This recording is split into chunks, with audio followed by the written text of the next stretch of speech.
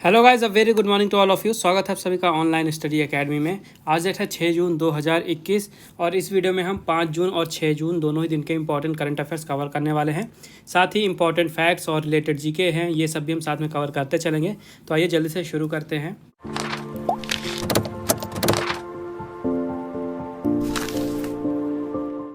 तो आज का पहला क्वेश्चन है, on which of the following date world environment day is observed. निम्नलिखित में से किस तारीख को विश्व पर्यावरण दिवस मनाया जाता है। तो very very very important question है ये। बहुत ज़्यादा चांसेस है आपके एग्जाम में आने के इसके। तो हर साल 5 जून को मनाया जाता है वर्ल्ड इन्वायरमेंट डे, यानी कि विश्व पर्यावरण दिवस। और इस साल इसके लिए थीम रखी गई है इकोसिस्टम रिस्टोरेशन। थीम याद रखेगा, इकोसिस्टम रिस्टोरेशन। तो ये दिन मनाया क्यों जाता है? तो यूनाइटेड नेशंस के द्वारा हर साल 5 जून को ये दिन मनाया जाता है लोगों के बीच में जागरूकता फैलाने के लिए कि जो हमारा पर्यावरण है उसको कितना हेल्दी रखना है, उसको कितना स्वस्थ रखना है हमारे बेहतर फ्यूचर के लिए। तो 1974 में ये दिन की स्थापना की गई थी यूनाइटेड नेशंस के द्वारा और एक स्लोगन रखा गया था सबसे पहली बार। स्लोगन याद रखिएगा, ओनली वन अर्थ। स्लोगन आपको याद रखना है, 1974 में शुरू किया गया था, ये याद रखना है।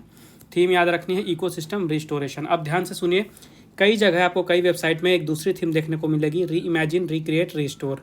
ठीक है, तो इसे भी आप ध्यान रख सकते हैं, लेकिन मेन थीम ये है। यूनाइटेड नेशंस की वेबसाइट में यही थीम लिखी है, इकोसिस्टम रिस्टोरेशन। दूसरी चीज़ आपको क्या याद रखनी है कि इस साल का जो ग्लोबल होस्ट है वो कौन सी कंट्री है। तो याद रखिएगा, पाकिस्तान 2021 का ग्लोबल होस्ट है। ठीक है, पाकिस्तान 2021 का ग्लोबल होस्ट है और मनाया जाता है ये दिन 5 जून को। अगला सवाल है, who has become the first French writer to win international Booker prize. अंतर्राष्ट्रीय बुकर पुरस्कार जीतने वाले पहले फ्रांसीसी लेखक कौन बने हैं? तो इसका राइट आंसर है डेविड डियोप। ठीक है, डेविड डियोप बने हैं इंटरनेशनल बुकर प्राइज़ को जीतने वाले पहले फ्रेंच राइटर। अब इस क्वेश्चन में ध्यान से सुनिएगा, पुस्तक का नाम आपको याद रखना है सबसे पहले, जिस पुस्तक को ये अवार्ड दिया गया है। At night all blood is black, ये पुस्तक का नाम है। ठीक है, at night all blood is black. दूसरी बात, ये जो लेखक हैं डेविड डायोप, इन्होंने जीता है इंटरनेशनल बुकर प्राइज़। और इसके साथ ही जो इस बुक की ट्रांसलेटर हैं एना मोस्कोवैकिस, ये नाम भी आपको याद रखना है। तो जो बुक के ऑथर हैं डेविड डायोप और बुक की जो ट्रांसलेटर है एना मोस्कोवैकिस, इन दोनों को ही विजेता के रूप में चुना गया है। जो प्राइज़ मनी है 50,000 पाउंड की, ये दोनों में बराबर इक्वल दी जाएगी, यानी 25,000 दी जाएगी डेविड डायोप को 25,000 पाउंड और 25,000 पाउंड दिया जाएगा एन्ना मोस्कोवैकिस को। अब क्वेश्चन में क्या पूछा गया था कि पहले राइटर कौन बने हैं, तो इसका राइट आंसर होगा डेविड डायोप। ये पहले फ्रेंच राइटर बने हैं इस पुरस्कार को जीतने वाले। और अगर क्वेश्चन में यही चीज़ पूछता कि इंटरनेशनल बुकर प्राइज़ 2021 का किसने जीता है, तो यहाँ पे आपको दोनों के नाम पे टिक करना पड़ता, दोनों ही इसका राइट आंसर होता। ये चीज़ ध्यान रखिएगा। अगला क्वेश्चन है, where was the world sustainable development summit 2021 organised. विश्व सतत विकास शिखर सम्मेलन 2021 कहाँ आयोजित किया गया था? तो अभी हाल ही में नई दिल्ली में आयोजित किया गया था वर्ल्ड सस्टेनेबल डेवलपमेंट समिट 2021, यानी कि विश्व सतत विकास शिखर सम्मेलन 2021 दिल्ली में ऑर्गेनाइज कराया गया था। इसके लिए थीम रखी गई थी redefining our common future, safe and secure environment for all. तो 4 तारीख को इसे ऑर्गेनाइज कराया गया था और यहाँ पे जो भारत के यूनियन मिनिस्टर हैं इन्वायरमेंट के, फॉरेस्ट एंड क्लाइमेट चेंज के, प्रकाश जावड़ेकर जी, उन्होंने संबोधित किया सभा को और बताया गया कि जो पानी है उसको संरक्षित करके रखने की कितनी ज़्यादा ज़रूरत है। इसके अलावा अलग अलग टेक्नोलॉजीज़ पे भी डिस्कशन किया गया और जो वाटर को किस तरह से इस्तेमाल किया जाना चाहिए उसके बारे में भी डिस्कशन किया गया कि किस तरह से हम अपनी आदतों में बदलाव करके पानी को बचा के रख सकते हैं भविष्य के लिए। और ये जो समिट है, ठीक है, वर्ल्ड सस्टेनेबल डेवलपमेंट समिट, ये हर साल ऑर्गेनाइज कराया जाता है टेरी के द्वारा। ठीक है, टेरी के द्वारा ऑर्गेनाइज कराया जाता है the energy and resource institute, जहाँ पे अलग अलग फील्ड से पॉलिटिकल लीडर्स या नोबेल पुरस्कार के जो विजेता होते हैं, डिसीजन मेकर या जो अलग अलग इंस्टीट्यूशन होती हैं, साइंटिस्ट होते हैं, रिसर्चर्स होते हैं, तो ये सब लोग पार्टिसिपेट करते हैं और जो भी सतत विकास से रिलेटेड इश्यूज़ होती हैं, समस्याएँ होती हैं, उन पर डिस्कशन किया जाता है। अगला क्वेश्चन है, where will the second United Nations global sustainable transport conference take place. दूसरा संयुक्त राष्ट्र वैश्विक सतत परिवहन सम्मेलन कहाँ होगा? तो याद रखिएगा, चाइना की कैपिटल बीजिंग में होगा दूसरा संयुक्त राष्ट्र वैश्विक सतत परिवहन सम्मेलन, यानी कि second United Nations global sustainable transport conference. और ये 14 से 16 अक्टूबर 2021 तक होगा। और यहाँ पे सस्टेनेबल ट्रांसपोर्ट यानी कि सतत परिवहन के लिए जो भी इश्यूज़ हैं, समस्याएं हैं, उन पे फोकस किया जाएगा, डिस्कस किया जाएगा कि किस तरह से उन इश्यूज़ को सॉल्व किया जा सकता है। तो ये जो दूसरी कॉन्फ्रेंस है ये बीजिंग में होने वाली है। इसके पहले जो पहली कॉन्फ्रेंस थी ये तुर्कमेनिस्तान एसगाबाद में हुई थी 2016 में।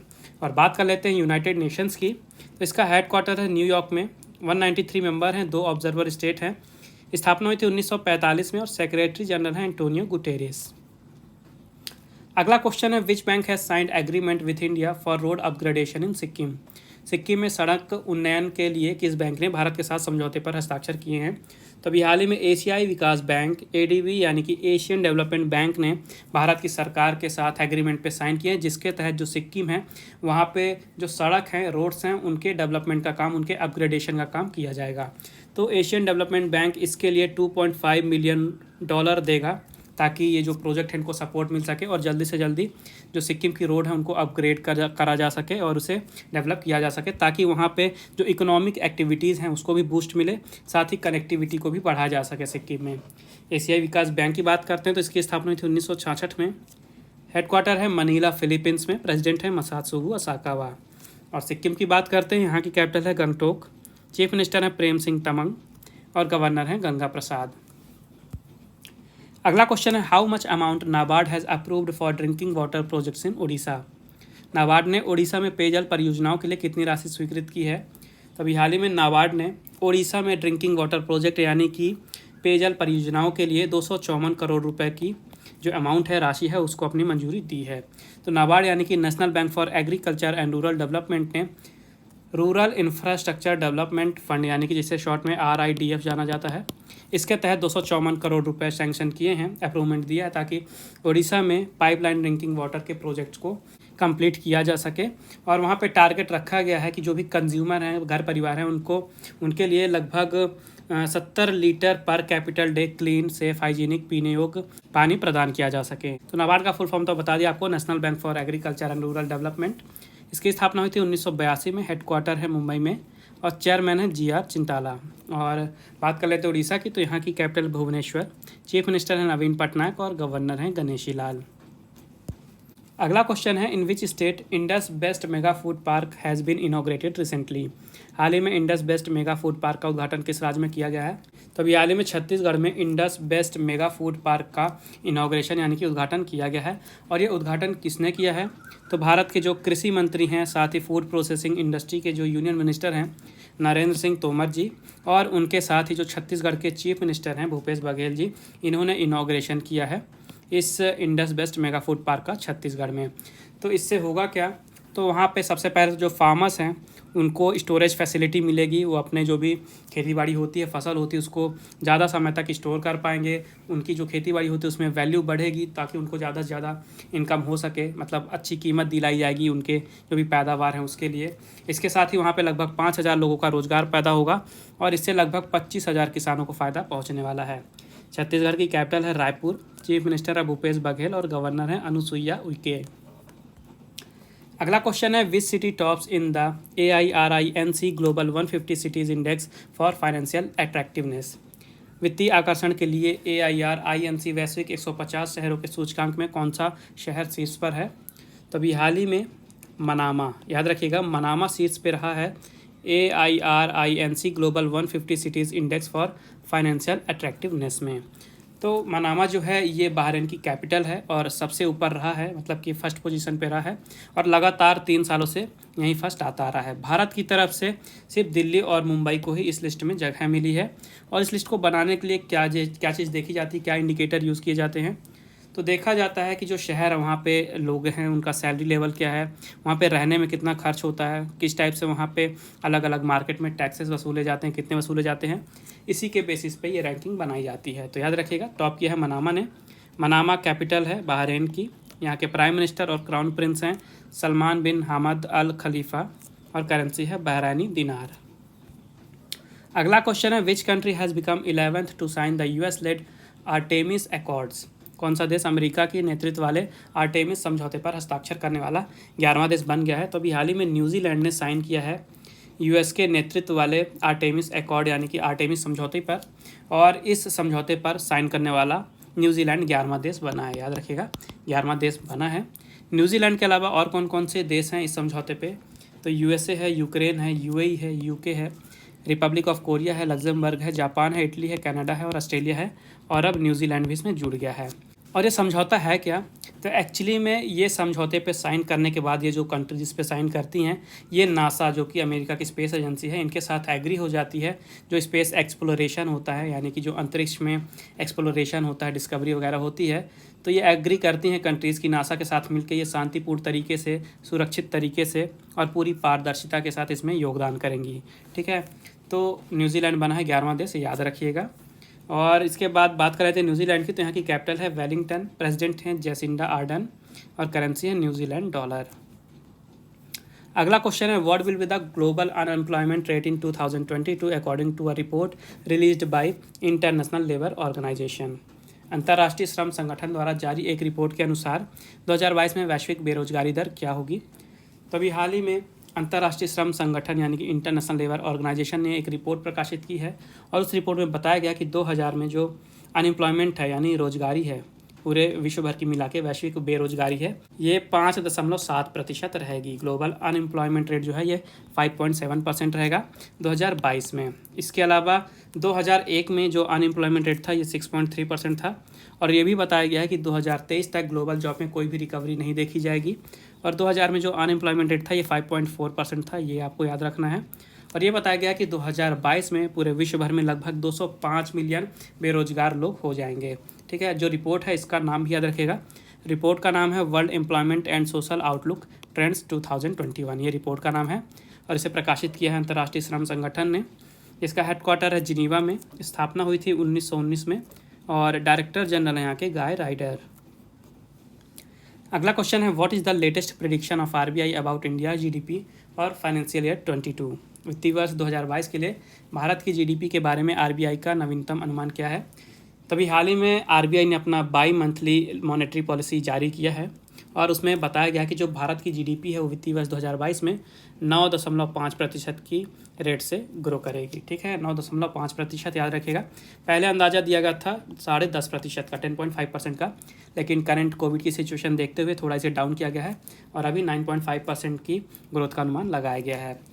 इसके अलावा जो अलग अलग रेट्स होते हैं इनको अनचेंज रखा गया है, यानी कि जैसे रेपो रेट है ये 4% है, रिवर्स रेपो रेट है 3.35%, MSF यानी कि मार्जिनल स्टैंडिंग फैसिलिटी है 4.25%, बैंक रेट भी है 4.25%, CRR है 4% और SLR है 18%। इसके अलावा 2021-22 के लिए जो CPI इन्फ्लेशन है ये भी 5.1% प्रेडिक्ट किया गया है। इसके अलावा ये भी बताया गया है कि वित्तीय वर्ष 21 में जो जीडीपी है इसमें 7.3% की गिरावट देखी गई थी। आरबीआई की बात कर लेते हैं। इसकी स्थापना हुई थी 1 अप्रैल 1935 में। वो कहाँ पे हुई थी? कोलकाता में। इसके गवर्नर हैं शक्तिकांत दास जी, 25वें गवर्नर हैं ये, और अभी हेडक्वार्टर है मुंबई महाराष्ट्र में, और कोलकाता से हेडक्वार्टर मुंबई आया था 1937 में। अगला क्वेश्चन है what is the rank of Indian men's hockey team in the FIH world rankings. FIH विश्व रैंकिंग में भारतीय पुरुष हॉकी टीम का रैंक क्या है? तो अभी हाल ही में इंटरनेशनल हॉकी फेडरेशन ने जो हॉकी की टीम्स हैं मेंस और वुमेंस की, इनकी रैंकिंग जारी की है, वर्ल्ड रैंकिंग। तो इसमें भारत की जो मेंस टीम है ये 4थे नंबर पे रही है, पुरुषों की टीम 4थे नंबर पे रही है FIH वर्ल्ड रैंकिंग में। वहीं जो वुमेंस की टीम है ये 9वें नंबर पे रही है, ये भी याद रखिएगा। अब बात कर लेते हैं सबसे ऊपर कौन था। तो मेंस टीम में बात करते हैं तो सबसे ऊपर बेल्जियम है, दूसरे पे ऑस्ट्रेलिया, तीसरे पे नीदरलैंड और चौथे पे भारत। और वुमेंस टीम में बात कर लेते हैं तो सबसे ऊपर है नीदरलैंड, उसके बाद अर्जेंटीना और उसके बाद ऑस्ट्रेलिया, और भारत है 9वें नंबर पे। और जो इंटरनेशनल हॉकी फेडरेशन है इसकी स्थापना हुई थी 1924 में, हेडक्वार्टर है लौजान में, CEO हैं थेरी विल और प्रेसिडेंट है नरेंद्र ध्रुव बत्रा। और ये नाम काफ़ी ज़्यादा इंपॉर्टेंट है क्योंकि हाल ही में ये दूसरी बार फिर से प्रेसिडेंट चुने गए हैं यहाँ के। अगला क्वेश्चन है who has been appointed as the new chief secretary of Tripura. Tripura के नए मुख्य सचिव के रूप में किसे नियुक्त किया गया है?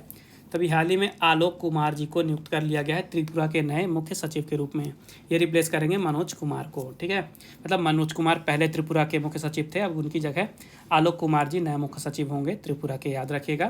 त्रिपुरा की कैपिटल है अगरतला, चीफ मिनिस्टर हैं बिप्लब कुमार देव और गवर्नर हैं रमेश बैस। अगला क्वेश्चन है with which country cabinet has approved MOC for urban development. किस देश के साथ कैबिनेट ने शहरी विकास के लिए MOC को मंजूरी दी है? तो अभी हाल ही में यूनियन कैबिनेट ने भारत और जापान के बीच में एमओसी को अपनी मंजूरी दी है, जो कि अर्बन डेवलपमेंट यानी कि शहरी विकास के लिए साइन किया जाएगा। याद रखिएगा, भारत और जापान के बीच में ये एमओसी साइन किया जाएगा। तो शहरी विकास के लिए भारत और जापान आपस में इंफॉर्मेशन एक्सचेंज करेंगे, जो भी दोनों देश के तरीके हैं काम करने के, प्रैक्टिसेस हैं, वो एक्सचेंज करेंगे, जो भी नॉलेज है वो एक्सचेंज करेंगे। और ये शहरी विकास किस तरह से किया जाएगा, तो देखिए, जो शहर में घर बनाए जाते हैं उनकी प्लानिंग करके, जो सिटीज़ हैं उनको स्मार्ट सिटीज़ में कन्वर्ट करके, जो लोग हैं उनको कम दामों में रहने के लिए घर प्रोवाइड करा के, अफोर्डेबल हाउसिंग प्रोवाइड करा के, वहाँ पे जो बाढ़ प्रणाली है उसको बेहतर बना के, साथ ही जो वहाँ पे वेस्ट वाटर है और सीवरेज वाटर है उसको प्रॉपर तरीके से मैनेज करके, इस तरह से शहरी विकास किया जा सकता है। जापान की बात कर लेते हैं, तो यहाँ की कैपिटल है टोक्यो, प्राइम मिनिस्टर है योशिहिदे सुगा और करेंसी है जापानीज येन। अगला क्वेश्चन है, who has authored the book titled languages of truth essays 2003-2020। Languages of truth essays 2003-2020 नामक पुस्तक किसने लिखी है? तो भारत में पैदा हुए एक ब्रिटिश ऑथर हैं सलमान रुशिदे, ठीक है, सलमान रुशिदे नाम याद रखिएगा। सलमान रुशिदे ने लिखी है ये पुस्तक लैंग्वेजेस ऑफ ट्रूथ एजेस 2003-2020। तो आपको बुक का नाम भी याद रखना है और राइटर का नाम भी याद रखना है, सलमान रुशिदे। तो अब समय आज के क्विज़ का। आज के क्विज़ का क्वेश्चन है, which state government has launched Akanksha online portal on CSR activities.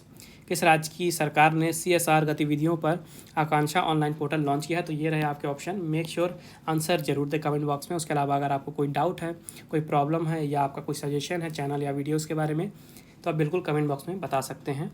पिछले वीडियो में मैंने आपसे पूछा था, हु हैज़ लॉन्च्ड सेहत OPD portal for armed forces. सशस्त्र बलों के लिए सेहत OPD पोर्टल किसने लॉन्च किया है? इसका राइट आंसर है, भारत के रक्षा मंत्री राजनाथ सिंह जी ने लॉन्च किया है सेहत OPD पोर्टल, वो भी सशस्त्र बलों के लिए। तो ये थे आज के important current affairs. I hope आपको यूजफुल लगे होंगे। वीडियो पसंद आई तो वीडियो को लाइक ज़रूर करें, ज़्यादा से ज़्यादा शेयर करें दोस्तों के साथ, और चैनल को सब्सक्राइब करना ना भूलें। नोटिफिकेशन आपको मिलती रहे, इसलिए मेक श्योर बेल आइकन जरूर दबाइएगा। और रिवीजन के लिए अगर आपको PDF चाहिए तो उसकी लिंक आपको डिस्क्रिप्शन में मिल जाएगी, आप वहाँ से डाउनलोड कर सकते हैं। तो फिर मिलते हैं अगले वीडियो में, तब तक के लिए take care and thank you guys.